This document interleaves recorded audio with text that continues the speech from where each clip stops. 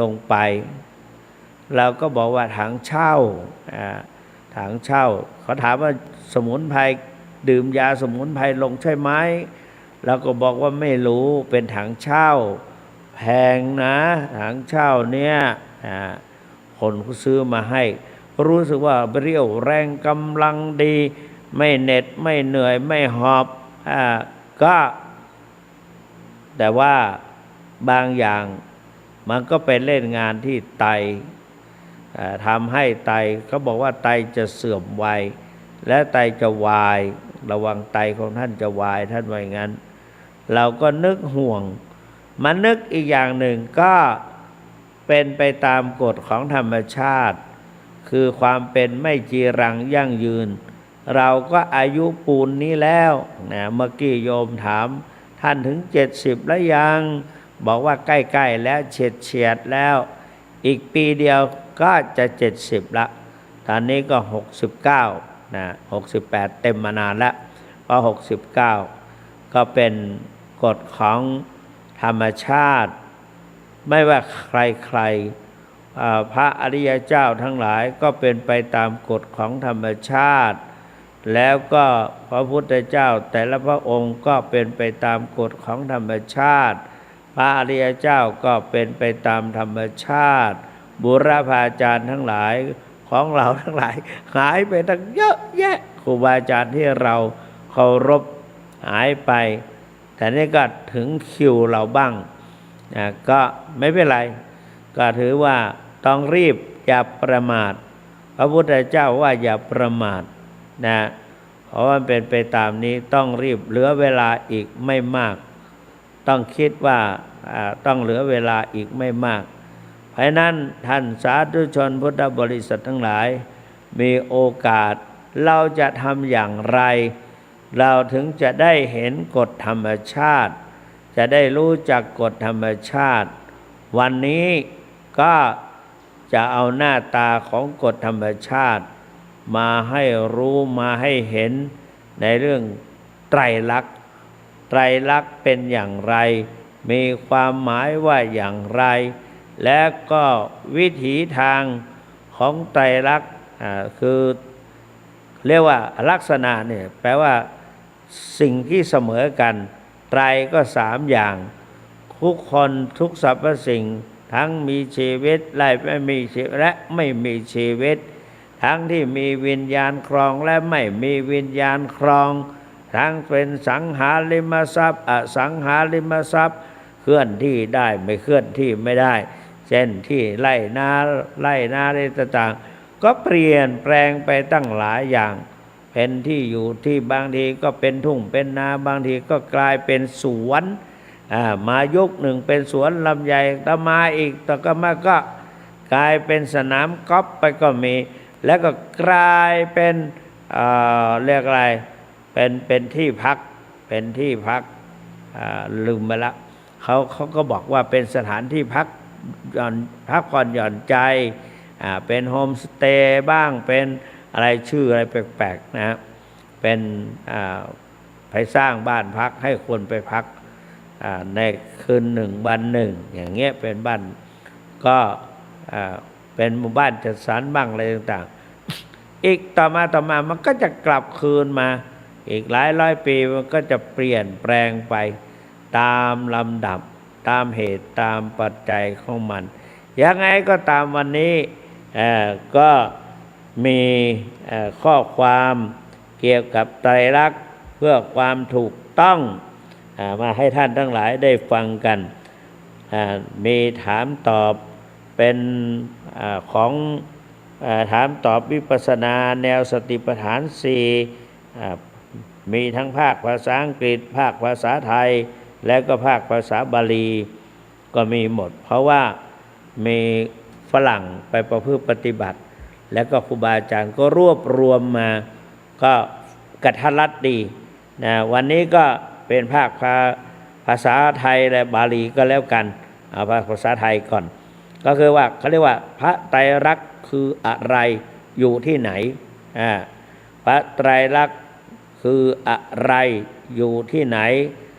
ก่อนอื่นคำว่าไตรก็คือไปประพฤติปฏิบัติตรีแล้วก็ เป็นภาษาสันสกฤตอันเนี้ยนะติแปลเป็นระนะตระนะเอาอะเป็นไอก็เป็นเรียกว่าไตรแปลว่าสามนะแปลว่าสาม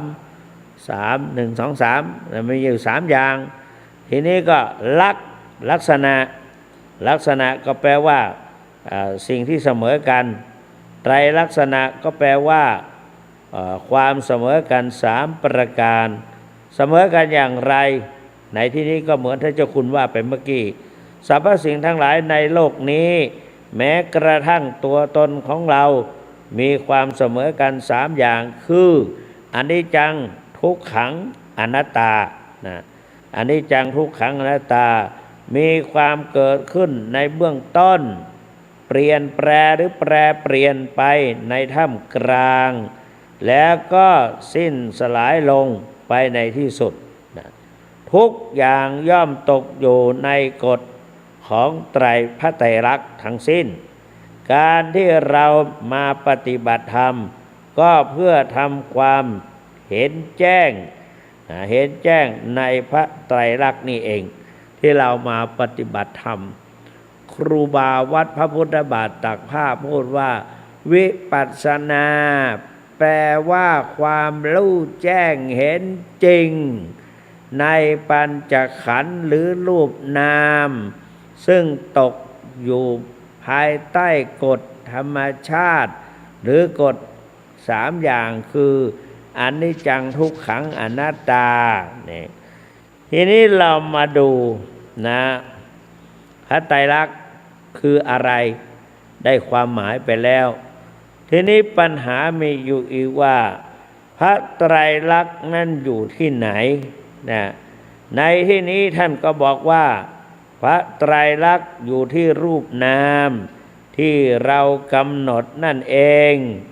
ในขณะที่เราเอาสติไปกำหนดกายเวทนาจิตธรรมตัวอนิจจังทุกขังอนัตตาก็มีอยู่ในรูปนามจะคลุกเคล้าอยู่กับรูปนามที่เรากำหนดอยู่ตลอดเวลารูปนามเกิดขึ้นที่ใดพระไตรลักษณ์ก็อยู่ที่นั่น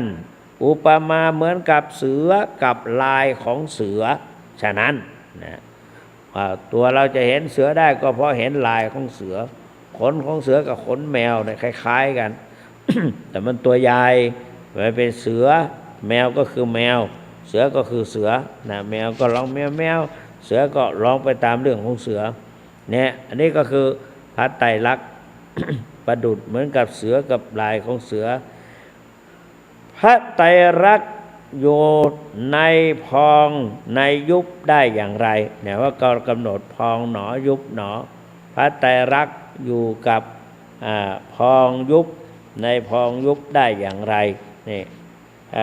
พระไตรลักษณ์อยู่ในพองในยุบได้อย่างไรเรากำหนดพองหนอยุบหนอพระไตรลักษณ์เกิดขึ้นได้ยังไงในที่ท่านก็บอกว่าการที่เห็นและรู้ว่าอาการพองและอาการยุบเกิดขึ้นแล้วก็หายไปแล้วก็เกิดขึ้นมาใหม่แล้วก็หายไปอีกกลับมากันอยู่อย่างนี้อาการอย่างนี้เรียกว่าอนิจจังไม่เที่ยงมันไม่ได้พองอย่างเดียวมันยุบด้วยมันไม่ได้ยุบอย่างเดียวมันพองด้วยมันก็ยุบลงพองขึ้นยุบลงอยู่อย่างนี้เรียกว่าอนิจจังหลวงพ่อพุทธทาสว่าเมื่อกี้ว่าอนิจจังทั้งนั้นไม่ทันคิดพอเห็นฤทธิ์อนิจจังลงนั่งเหงาว่าโอ้อกเอ้ยอกของเรามามัวเมานิจจังจิรังการอันว่าอย่างนี้อันนี้ก็ความหมายก็พิจารณาเองก็แล้วกันทีนี้มาพูดถึงว่าเมื่อกำหนดไปเวทนาก็เกิดขึ้นรู้สึกเจ็บปวดตรงนั้นตรงนี้อาการอย่างนี้เรียกว่าทุกขังนี่ก็เป็นทุกข์เหมือนกันนะทุกขตาความเป็นทุกข์ทุกข์ตัวนี้มีอยู่ถึง10ประการ10ประการสภาวะทุกข์ทุกข์ประจำสังขารนะนิพพัทธทุกข์ทุกข์เนืองนิดนะมีหลายทุกข์ นะเพราะนั้นทุกข์เกี่ยวกับ อ่าสหคตทุกข์ทุกข์เกี่ยวกับการไปประกอบอาชีพไปทำอะไรก็ต้องเป็นทุกข์เพราะเขานะอย่างอาตมาเรียนหนังสือก็จะเป็นต้องทุกข์เพราะการศึกษาเราเรียนกลัวจะไม่ทันกลัวจะแปลไม่ได้กลัวจะทำอะไรก็ต้องลุกขึ้นมาเหมือนกับทั่วไปแหละต้องอดหนาวอดร้อนอดหลับอดนอนอย่างนี้เป็นต้นทีนี้เป็นทุกขังคือว่าเมื่อกำหนดไปเวลาที่เกิดขึ้นเวลาเวทนาก็เกิดขึ้นรู้สึกเจ็บปวดตรงนั้นตรงนี้อาการอย่างนี้เรียกว่าทุกขังนี่ก็เป็นทุกข์อย่างหนึ่งเป็นอาการแต่ว่าทุกข์ที่ทนอยู่ไม่ได้ทุกข์ทนที่อยู่ไม่ได้คือสภาพเดิมไม่ได้โยมลองคิดดูเอาแขนอยู่ไม่สามารถจะทนได้เราถืออะไรขึ้นสักอย่างหนึ่งถือไว้นานๆทนไม่ได้มันก็ปวด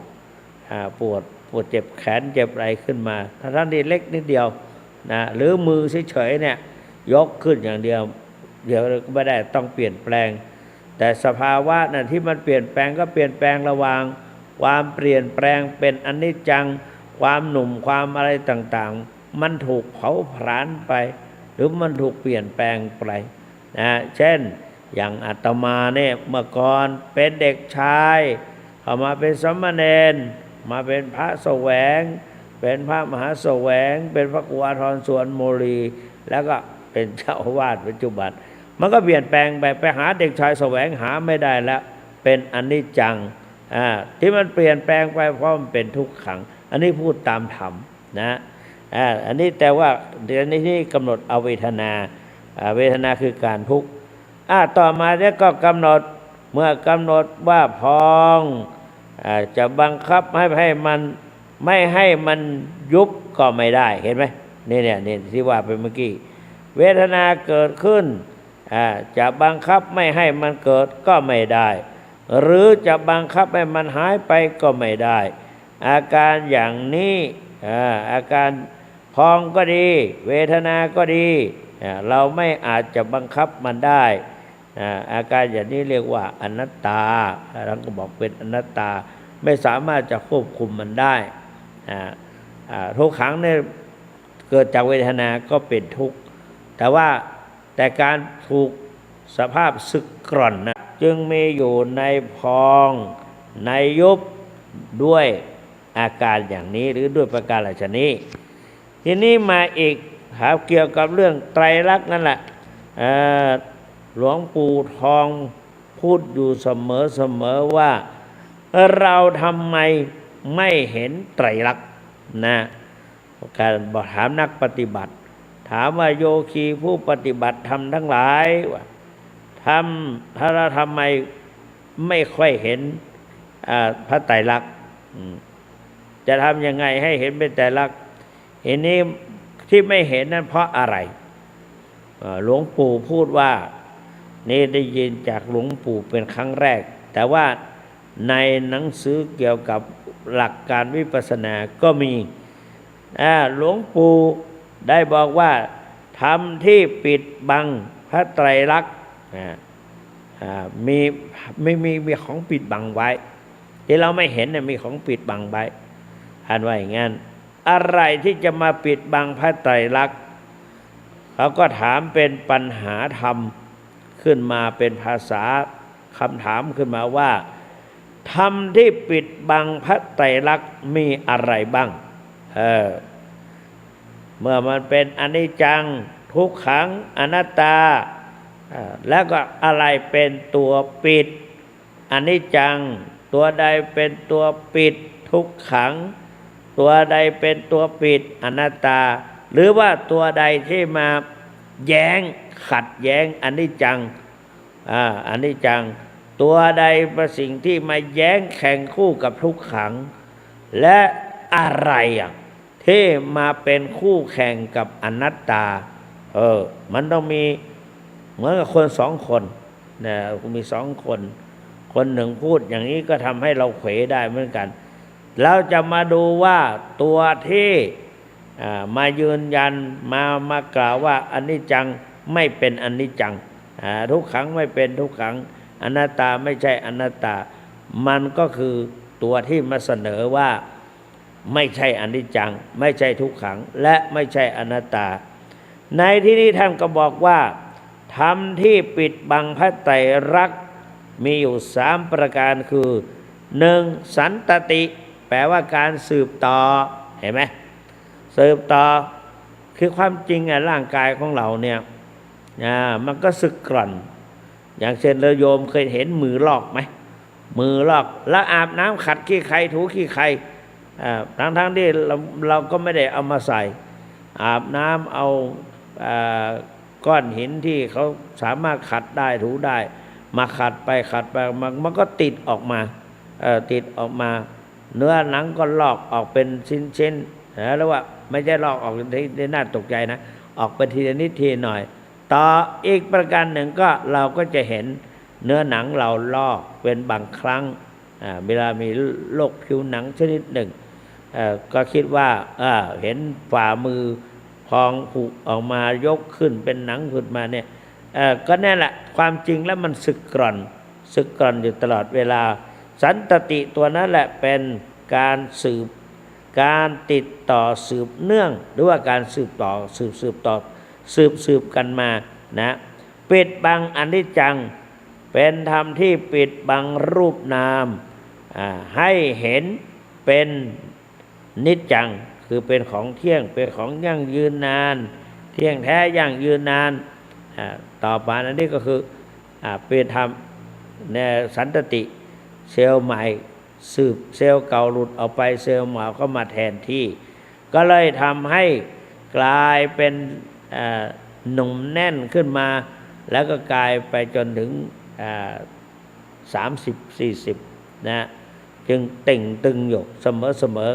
นะเพราะฉะนั้นก็จึงเป็นสิ่งที่ปิดบังอนิจจัง อิริยาปถะอันนี้ท่านหมายเอาเห็นคำว่าทุกจริงๆทุกเนี่ยอิริยาปถะคือการเปลี่ยนแปลงอิริยาบถบางคนอริยาบถเช่นเรานั่งพระเพียบเนี่ยไปในวัดนั่งพระเพียบข้างใดข้างหนึ่ง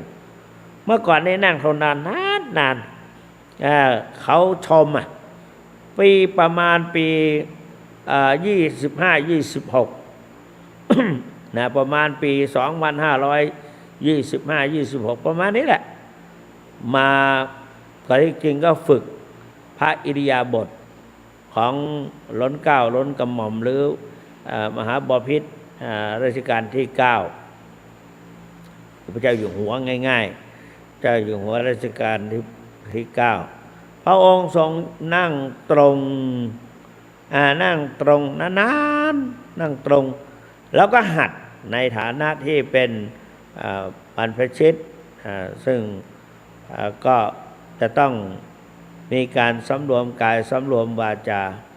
แล้วก็วันนั้นไปที่บางกรวยไปงานพระราชทานเพลิงศพวัดโพเผือ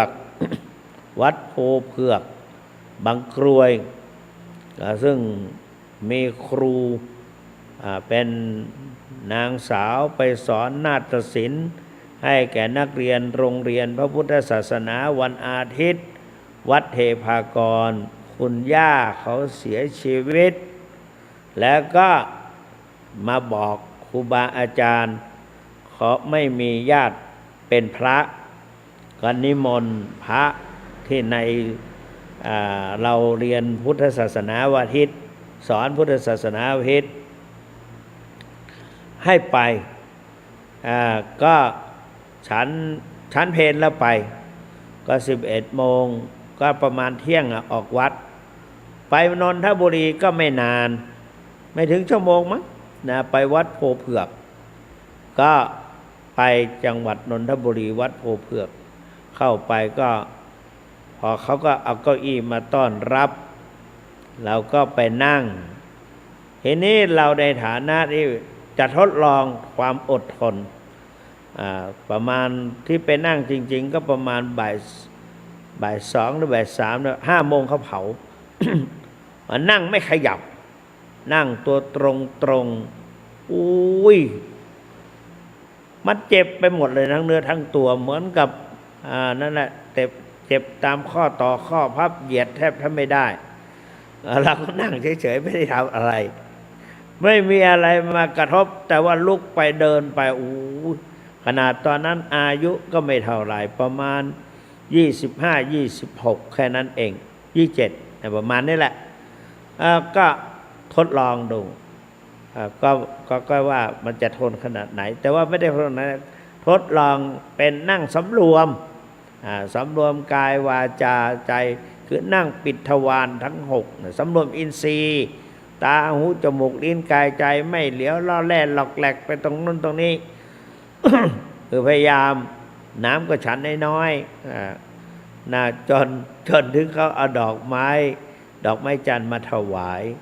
แล้วก็ไปวางดอกไม้จันทร์แล้วก็ออกมาขึ้นรถโอ้โหมาแล้วก็รีบกลับวัดพอถึงวัดแล้วยกมือไหว้เนนน้อยขอช่วยนวดแล้วก็บอกเขาบอกว่าเส้นตึงหมดเลยแข็งหมดเลยว่าหลวงพี่แต่เขาก็เรียกหลวงพี่หรืออาจารย์เรียกอาจารย์แหวงสมัยก่อนเนี่ยอิริยาบถะเราไม่ได้เปลี่ยนมันก็เลยปวดเพราะวันนี้นั่งพลิกไปพลิกมาบางครั้งก็ขออภัยนั่งขัดสมาธิเลย ขัดสมาธิก็เป็นชั่วโมงได้แต่ตอนนี้ชักเจ็บละ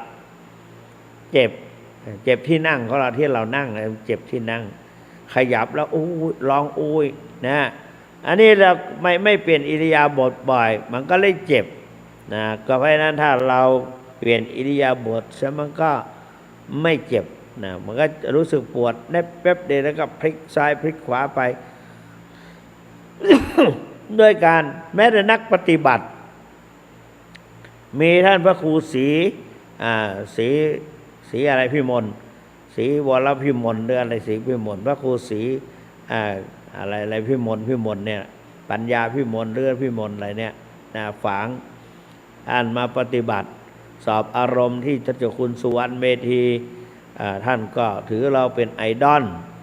สอบประโยค7ได้แล้วก็ได้เป็นพระราชาคณะก็ถือว่าเป็นผู้ที่มีความเพียรพยายามจนสอบประโยค7ได้ท่านเป็นถึงด็อกเตอร์ท่านก็ทดลองว่าผมจะเอาอย่างเจ้าคุณอาจารย์อย่างเจ้าอาจารย์เจ้าคุณละถ้าก็ตั้งใจจริงๆถ้าก็ได้ด้วยแต่ว่าสถานะไม่เหมือนกันบุญกุศลไม่เหมือนกันก็เลยท่านก็ยังเป็นพระครูอยู่ก็นะแล้วก็ท่านเจ้าคุณราชปัญญาเวทีก็ทดลองเอาแบบเดียวกันเป็นไอดอลว่างั้นก็นี่แหละเมื่อก่อนเรานั่งคัดสมาธินั่งนะทนนานๆได้แต่พระครูนั้นท่านมาปฏิบัติถ้าท่านขยับท่านเวลาท่านเวทนาเกิดขึ้นท่านก็สมัยนั้นท่านยังไม่ได้มาปฏิบัติวิปัสสนากรรมฐานท่านก็พลิกเปลี่ยนไปเลยอยากพลิกก็มาเวลาปวดปุ๊บก็พลิกเลยเราก็บอกว่าไม่ได้นะเพราะว่าอริยสัจสี่ทุกข์สมุทัยนิโรธมรรคเราต้องปฏิบัติเพื่อให้เห็นทุกข์นี่ว่างั้นท่านก็ทรมานตั้งใจปฏิบัติกลายเป็นอัตตกิลมัฏฐานุโยคหลวงปู่ทองบอกไปพูดตอนแรกเราก็คิดว่าเราสอนเป็นแล้วก็ไปชมเมื่อกี้ผมสอนเป็นไงบ้างปู่เงี้ยปู่ก็บอกว่าได้ยินได้ยินไหมได้ยินและสอนเป็นไงบ้างท่านก็บอกมันเป็นอัตตกิลมัฏฐานุโยคเราก็อ้าวทำไมไม่บอกเมื่อกี้หลวงปู่นี่เมตตาจริงไม่หักหน้ากันก็ถ้าเราไม่ไปถามก็ไม่บอกแล้วก็ไปกราบเรียนถามเราก็อยากจะอวดเก่งเนาะอยากจะได้รับคำชมจากหลวงปู่ความอยากมีไม่ดีนะเป็นกรรมฐานไม่ได้เนี่ยเพราะฉะนั้นก็สภาวะธรรมจะหายสภาวะธรรมจะหลุดก็ถ้ามีความอยากขึ้นมาก็พอนี้เราก็ไปหาหลวงปู่ว่าเมื่อกี้ผมคุยกับท่านพระครูศรีวิมลอะไรเนี่ยแล้วก็เลยบอกว่าหลวงปู่ว่าเป็นอัตตกิลมัฏฐานุโยค แล้วจะทำยังไงมันปวดก็พลิกพลิกปวดก็พลิกปวดก็พลิกไม่เป็นอัตตกิลแล้วก็หลวงปู่ว่าสมาธิขาดสติขาดสมาธิขาดถ้าจะไม่ให้ขาดทำไงปู่ก็บอกว่าให้กำหนดปวดหนอปวดหนอรู้หนอรู้หนอตอนนั้นเราจะพลิกอิริยาบถย่อยนำมาใช้ให้หมดนะเช่นยื่นมือไปเท้ากับพื้นยื่นมือหนอยื่นมือหนอกำหนดช้าๆวิปัสสนากรรมฐานต้องกำหนดช้าๆคือให้ได้อารมณ์ปัจจุบันหรือได้สภาวะปัจจุบันนะจะได้ปัจจุบันคือกำหนดปัจจุบันให้ได้นะก็อย่างหลวงปู่บอกว่าการพยายามกำหนดปัจจุบันให้ได้นะตัวนั้นแหละเป็นตัวศีลแล้วจิตที่แนบแน่นอยู่กับอาการที่กำหนดปัจจุบันนั้นเป็นตัวสมาธิแล้วก็ตัวที่เข้าไปรับรู้อาการปัจจุบันนั้นเป็นตัวปัญญาเพราะนั้นจึงต้องกำหนดปัจจุบันให้ได้แล้วก็ปฏิบัติให้ได้ศีลสมาธิปัญญานะเนี่ยก็หลวงปู่ก็สอนเรานะเพราะฉะนั้นอิริยาบถนี่จึงมีความสำคัญปิดบังทุกขังอิริยาบถหรืออิริยาบถทุกขอิริยาบถไม่ว่าจะนั่งนอนยืนเดินล้วนและเป็นทุกข์ทั้งสิ้นเพราะการเปลี่ยนแปลงอิริยาบถมาปิดบังจึงไม่เห็นทุกข์นะจึงเรียกว่าอิริยาบถปิดบังทุกขังนะปิดบังทุกข์ทีนี้มาอนัตตาคณะสัญญาคอละคังคณะคอละคังนอนหนูแล้วก็ใส่สัญญาก็คือแปลว่าความเป็นสัญญาคือความเชื่อว่าความจำว่าเป็นกลุ่มเป็นก้อนนะเป็นชิ้นเป็นอันมาปิดบังอนัตตาทำให้เห็นเป็นสัตว์ตัวตนบุคคลเราเขาทำให้เกิดอารมณ์น่ารักใคร่น่าปรารถนาเมื่อแยกออกจากกันแล้วล้วนเป็นของปฏิกูลเปื่อยเน่าผุพังจึงชื่อว่าคณะสัญญาปิดอนัตตาปิดอนัตตาก็สัญญาว่าเป็นตัวตนสัญญาว่าเต่งตึงเนี่ยว่านี้เราไม่แก่เรายังแข็งแรงอยู่ขนาดเราจะ70แล้วเนี่ยไปส่องดูกระจกใบหน้าเรายังแค่50กว่าหรือ40กว่าอย่างเงี้ยเรามีความเชื่อมีความสำคัญมั่นหมายว่ายังหนุ่มยังแน่นหลงจึงไม่เห็นอนัตตาเห็นไหมไม่เห็นอนัตตาเพราะยังยึดว่าเป็นตัวเป็นตนยังมีเราอยู่เงี้ยยังมีเราอยู่ก็แต่บางท่านก็ในพระมหาเถระสมัยก่อนนักปฏิบัติก็แม้แต่พระเจ้าจันทปไม่ใช่พระเจ้าปรันทปตะกับเวททีปกะวันหนึ่งในช่างกระบอกคือคนตัดผมนะมาหวีผมให้พระองค์หวีผมไปวิวเส้นผมขาวหล่นลงมาที่พระเพลาคือหน้าตักของพระองค์ท่านก็หยิบขึ้นมาดูเที่ยงทุกขังก็เป็นทุกข์และอนัตตาก็รู้ว่ามันกำลังไม่อยู่ในอำนาจของเราไม่อยากให้มันสีขาวออกมาอย่างนี้ตอนนี้มันก็ออกมาจนได้มาแซมสีดำเพราะฉะนั้นเขาจึงพิจารณาว่าจะเห็นสภาพความเป็นอนัตตาเห็นว่าเราแก่ตุ๊เฉยๆก็ไม่มีตุลุงแม้แต่ไปวันนั้นไปที่วัดช้างคำอำเภอสารพีก็เมืองกุมกามท่านพระครูวิทิตเจติยาธรตุลุงแหวงมองเห็นแก่เลยนะเนี่ยว่าตุลุงแหวงเพราะนั้นเราก็คนรุ่นน้องยกย่องเรียกว่าพี่พวกเด็กที่ไม่ใช่หลานกลับเรียกขานว่าลุงป้าต้องสวมใส่แว่นตาสายตายาวผมสีขาวงอกขึ้นแก้มแซมสีด อายุนำด้วยเลขห้าก็หรือว่ามากกว่านั้นต้องขยันไปช่วยงานการเผาศพพบกันบ่อยอาหารที่อร่อยก็ไม่ค่อยจะชื่นชอบมีอาการเหนื่อยหรือหอบเมื่อเดินไกลหรือขึ้นบันไดหลายขั้นเคยเป็นช้างที่เมามันก็ต้องพลันรถถดถอยและต้องคอยระวังสุขภาพตราบเท่าถึงซึ่งอิริยาบถอันนั้นต้องพยายามจะเคลื่อนย้ายแต่ละทีต้องพยายามสำรวมอิริยาบถอย่าคิดว่าตัวเองเก่งนะเช่นขึ้นสู่ที่สูงนะตรงนี้เวลาตกลงมาแล้วก็เพราะเราคิดว่าเราจับแม่นจับยำนะแม่นยำก็อย่างก็ขึ้นบันไดธรรมาสน์บันไดธรรมาสน์สมัยก่อนเขาก็มันชันหน่อยนะแล้วก็ลงมามันโค้งอ่ะมันโค้งชันด้วยโค้งด้วยจะว่าชันก็ไม่ใช่จะว่าโค้งมันโค้งจริงๆนะก็ต้องอ้อมยื่นเท้าเข้าไปข้างในถึงไปเห็นถึงจะไปเหยียบใส่ซี่บันไดได้ก็เราจะลงไปที่แล้วเอาตรงๆก็สงสัยต้องล้มนะตกธรรมาสน์แน่ก็ไม่เป็นไรแล้วก็ให้มีสตินะมีสติ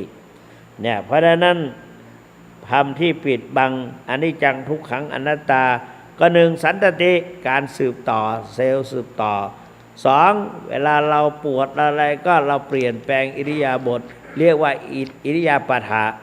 สามการยึดมั่นถือมั่นว่าเป็นตัวตนเป็นรูปเป็นนามเป็นตัวตนเราเขาเป็นสัตว์บุคคลน่ารักน่าใคร่น่าปรารถนาน่าพอใจแท้ที่จริงแล้วเป็นการสืบต่อแท้ที่จริงแล้วทุกสิ่งทุกอย่างเป็นอนัตตาเนี่ยอนัตตาสังขารนั่นดันดื้อไม่เชื่อถือถ้อยคำที่ล่ำไขจะพูดจาว่าขานประการใดไม่ตามใจข้องขัดอนัตตาอย่าไปแก่นะบทอนัตตลักษณสูตรนะคะว่าภิกรูปัญจะภิกอรูปัญจะอิทังภิกขเวอัตตาอภวิสะนายิอรูปังภิกขเวอนัตตารูปัญจะอิทังภิกขเวอัตตาอภวิสะนายิดังรูปังอาภารายสังวัตตยะละเพทาจารูเปเอวังเมรูปังโหตุเอวังเมรูปังมาโหสิติโยมไม่รู้เรื่องเป็นภาษาบาลีก็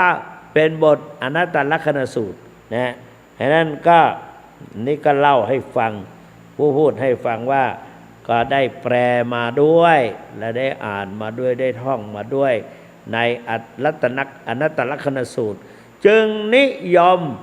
นำไปสวดนำไปเขาเรียกว่าสวดพระพุทธมนต์ในงานศพ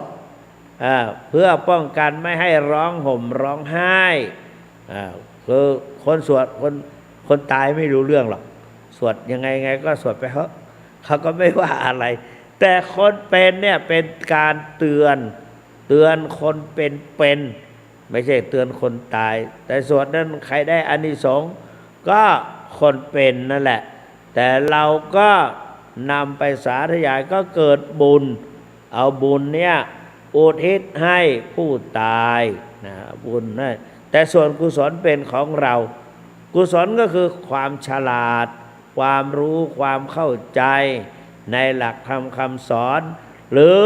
ในกิจที่เรานำไปจัดในคู่กับงานศพไปประกอบเป็นพิธีการกุศล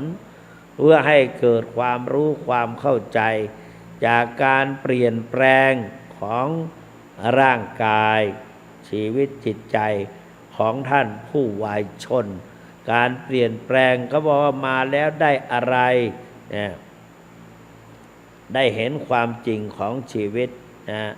ได้เห็นกฎของธรรมชาติเนี่ยมาแล้วหนึ่งได้บุญสองหนึ่งได้สามัคคี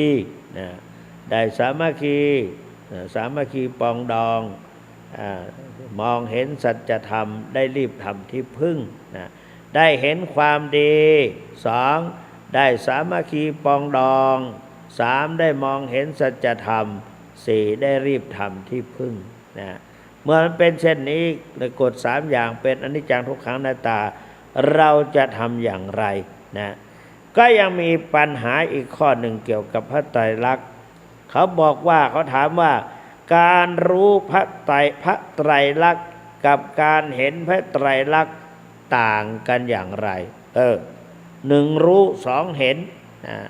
เห็นก็คงจะเห็นแจ้งเห็นจริงเห็นตามความเป็นจริงรู้ก็คือว่ารู้ว่าไตรลักษณ์คืออนิจจังทุกขังอนัตตาเรามาดูว่าท่านถามว่าการรู้พระไตรลักษณ์กับการเห็นพระไตรลักษณ์ต่างกันอย่างไรในที่นี้ท่านก็บอกว่าการรู้พระไตรลักษณ์คือการรู้ภาคปริยัติคือรูปนามขันธ์ห้าไม่เที่ยงเป็นทุกข์เป็นอนัตตาคือรู้จากการฟังเรียกว่าสุตตมยปัญญารู้จากการคิดเรียกว่าจินตมยปัญญารู้จากพิจารณาไข้ควรเรียกว่าภาวนามยปัญญาภาวนามยปัญญาอันนี้เท่านั้นเป็นรู้ที่มองเห็นเนี่ยอย่างท่านเจ้าคุณกำลังพูดอยู่นี่รู้ตามอักษรกำลังว่าไปนี่แต่ถ้ารู้ตามวิปัสสนาล่ะการเห็นการเห็นการรู้พระไตรลักษณ์เป็นอย่างนั้นแต่ว่าการเห็นพระไตรลักษณ์เนี่ยต้องเห็นด้วยภาวนามยปัญญาทำให้เกิดเห็นความเป็นอนิจจังทุกขังอนัตตาเกิดขึ้นในดวงหทัยภาวนามยปัญญาอันนี้เท่านั้นเป็นรู้ที่มองความเกิดขึ้นตั้งอยู่ดับไปเกิดขึ้นตั้งอยู่ดับไปของนามรูปเช่นกำหนดพองหนอยุบหนอนั่งหนอถูกหนอพองหนอเฉพาะพองหนอยุบหนอนั่งหนอพองหนอยุบหนอนั่งหนอก็เห็นความเกิดดับของรูปนามได้โดยตลอดและในขณะความเกิดดับของรูปนามนั้นมีอะไรบ้างอาจจะมีเวทนาอาจจะขุ่นมัวไปบ้างอะไรบ้างเห็นชัดบ้างเห็นไม่ชัดบ้างเห็นอาการเร็วรวดเร็วของการเกิดดับของรูปนามเกิดขึ้นตั้งอยู่ดับไปบางครั้งกำหนดแทบไม่ทันปุ๊บปั๊บปุ๊บปั๊บปุ๊บแล้วก็ผลสุดท้ายก็กลับไปรู้หนอบางทีก็ดีใจหายไปเลยไปดีใจเสียหายไปเลยของนี้มึงเขาเก็บแมงมันมึงกันนะแมงมันเนี่ยทีนี้ก็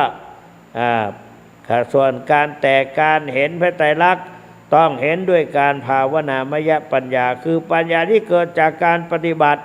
วิปัสสนากรรมฐานนั่นเองนะเพราะฉะนั้นเห็นไตรลักษณ์เห็นยังไงเห็นสภาวะธรรมเป็นยังไงบ้างทีนี้ก็ยังมีเวลาก็ยังมีอยู่อีกหน่อยหนึ่ง45ถ้า50แล้วอีก5 นาทีก็จะเปิดสายให้ท่านทั้งหลาย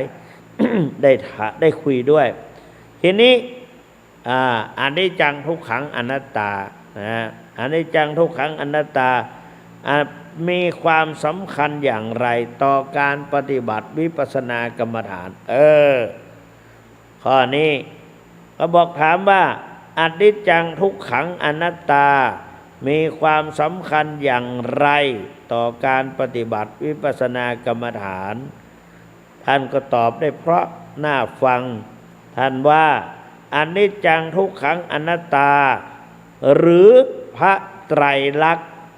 มีความสำคัญต่อการปฏิบัติวิปัสสนาเป็นอย่างยิ่งเพราะ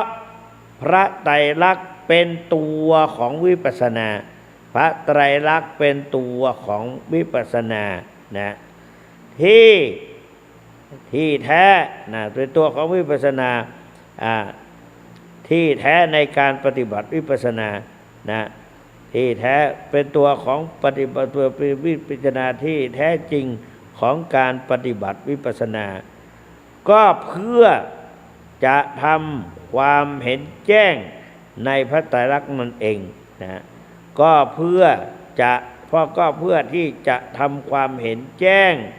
ในพระไตรลักษณ์นั่นเองเมื่อเห็นแจ้งในพระไตรลักษณ์แล้วก็เท่ากับว่าได้เจรไนเว้นธรรมให้ขาวใสสะอาดเพื่อที่จะส่องดูสรรพสิ่งทั้งหลาย ตลอดจนกระทั่งรูปนามของตัวเราเอง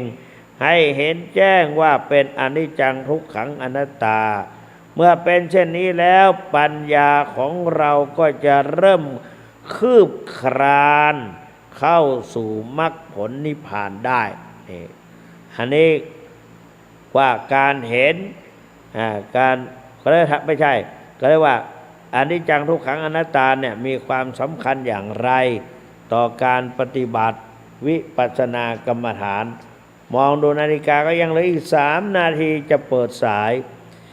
มาฟังอีกตัวหนึ่งของพระไตรลักษณ์ไตรลักษณ์หมดแล้วอย่างยั่งนะการเจริญวิปัสสนาที่จะให้เกิดปัญญาเห็นพระไตรลักษณ์นั้นจะต้องปฏิบัติอย่างไรนะเขาถามว่าการเจริญวิปัสสนาที่จะให้เกิดปัญญาเห็นแจ้งพระไตรลักษณ์นั้นจะต้องปฏิบัติอย่างไรนะคำถามอีกครั้งหนึ่งการเจริญวิปัสสนาที่จะให้เกิดปัญญาเห็นแจ้งนะเห็นพระไตรลักษณ์นั้นจะปฏิบัติอย่างไรท่านก็ตอบว่าการเจริญวิปัสสนาที่จะให้เกิดปัญญาเห็นพระไตรลักษณ์นั้นจะต้องเพ่งรูปนามในอารมณ์ปัจจุบันขณะที่รูปนามนั้นขณะที่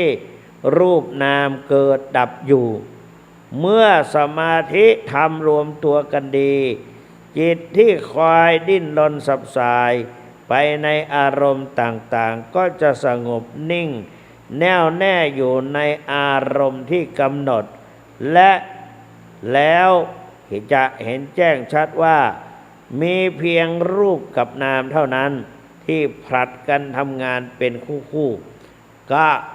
เกิดขึ้นตั้งอยู่หรือว่าพองหนอยุบหนอหายใจเข้าหนอหายใจออกหนออย่างนี้เป็นต้นอันนี้คือพระไตรลักษณ์หรืออนิจจังเดี๋ยวยังเหลืออีก1 นาทีขยายนี่เขามีขยายด้วยการเห็นอนิจจังเมื่อกำหนดแต่พอดีก็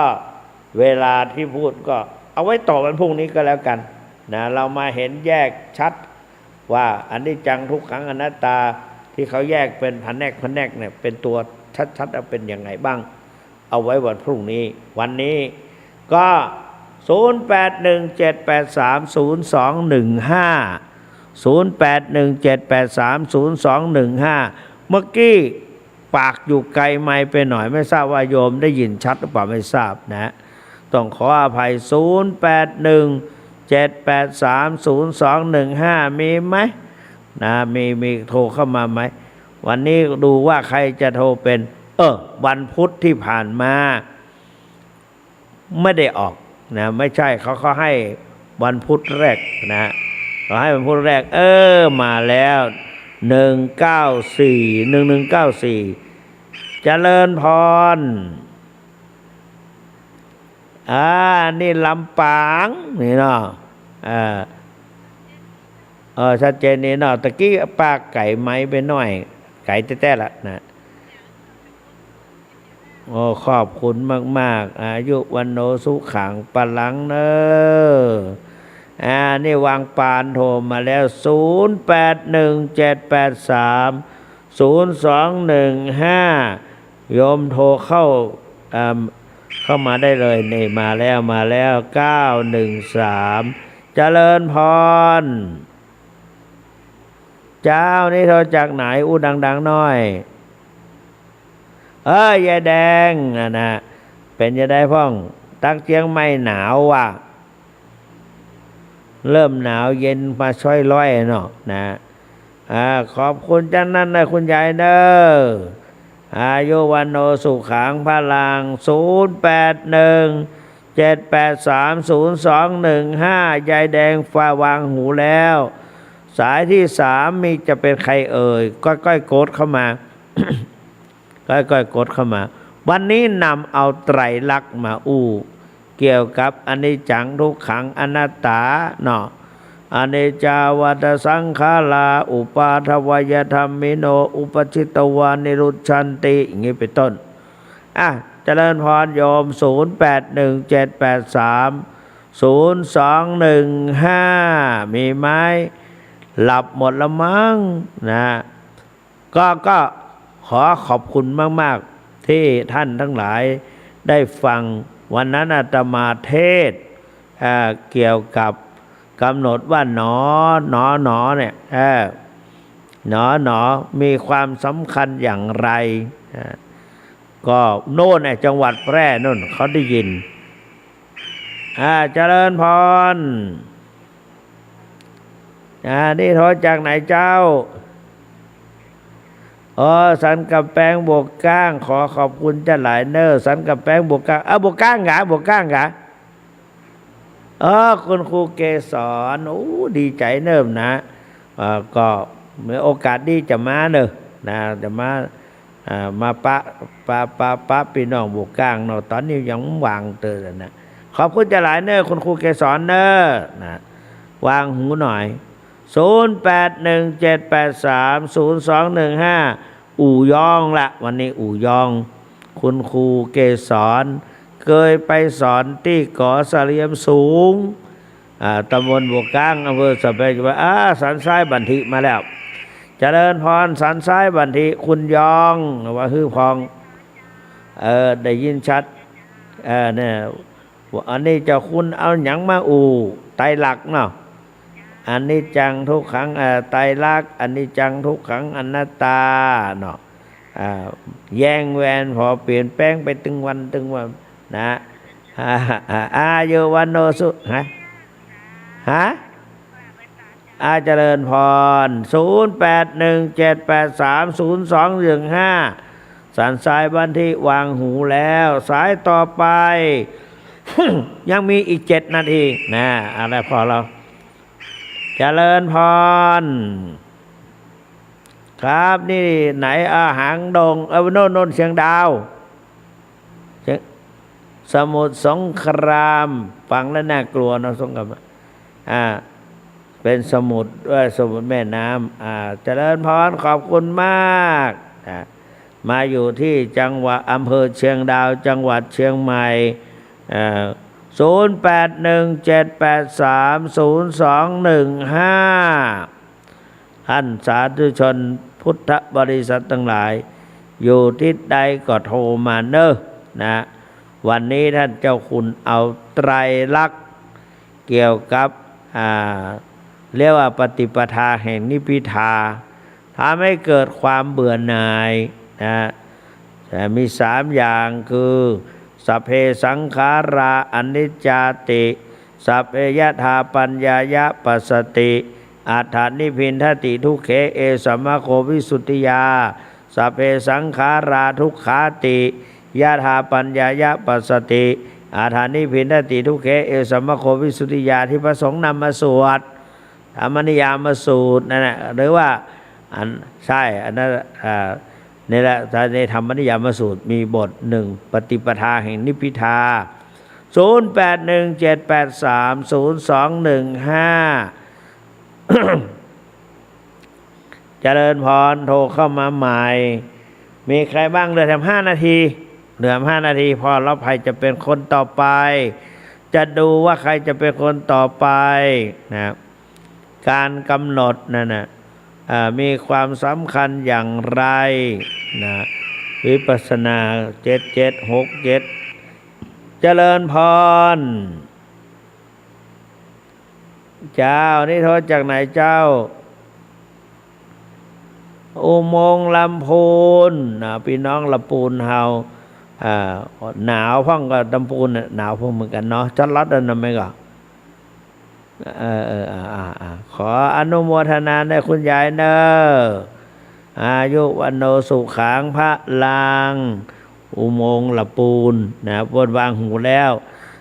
ต่อไปเหลืออีก6 นาที0817830215ทางไกลๆมีไหมเสียงมันไปถึงหรือเปล่าบนเขาก็ได้บนดอยก็ได้ ก็มาโทรให้ฟังหน่อยท่านเจ้าคุณอมรเวทีวัดพระธาตุศรีจอมทองวรวิหารร่วมกับคณะสงฆ์ไปที่ดอยอินทนนท์ดอยอินทนนท์เพราะว่าเป็นข้าราชการจังหวัดเชียงใหม่และเจ้าของจังหวัดเชียงใหม่ก็ไปทำบุญอุทิศเจ้านายที่ไม่ใช่เจ้าเฉยๆเจ้านายเชียงใหม่ฝ่ายเชียงใหม่ไปทำบุญเพื่ออุทิศส่วนบุญส่วนกุศลแก่พระเจ้าอินทวิชานนท์อินชยวิชานนท์นะว่าไม่ค่อยถูกปากพระยาอินทนนท์ชัย นะดอยอินทนนท์นะอินทนนท์ก็หนาวมากๆว่างั้น0817830215เหลือเวลาอีก2 นาทีใครจะมาปิดให้ท่านเจ้าคุณ2 นาทีนี่นะ0817830215โทรศัพท์หรือว่าวิทยุที่รับบางทีก็รับไม่ได้เขาบอกงั้นมันใกล้กับสถานีอื่นๆพลาดนิดเดียวก็รายการอื่นเข้ามาแล้วว่างั้นของเจ้าคุณก็หายไปทันทีทันใดไปไหลหาขึ้นก็ไม่ได้ขยับขึ้นก็ไม่ได้เพราะสู้กำลังวัดของเขาไม่ได้นะเหลืออีก2 นาที0817830215ใครเอ่ยที่จะเข้ามาครั้งรอบนี้เป็นคนสุดท้ายมาช่วยปิดใครจะเป็นประธานมาปิดนะเหลืออีก1 นาที0817830215นาทีเดียวมีความหมายนะนาทีแห่งการตรัสรู้พระอนุตตรสัมมาสัมโพธิญาณนะก็ในนาทีเดียวปัจจุบันแป๊บเดียวการประสูติตรัสรู้ปรินิพพานก็เกิดขึ้นเวลาแป๊บเดียวนะเวลาเสี้ยวเศษไรแห่งเสี้ยวของนาฬิกาก็คงจะไม่มีแล้วเนาะไม่ว่ากันบางทีก็กดไม่ทันนะ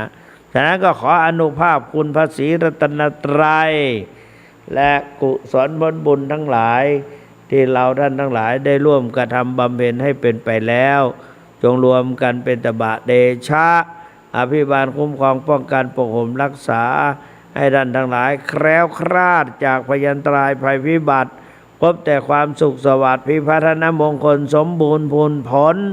ดังที่ตนตั้งไว้ทุกประการเทินขอเจริญพร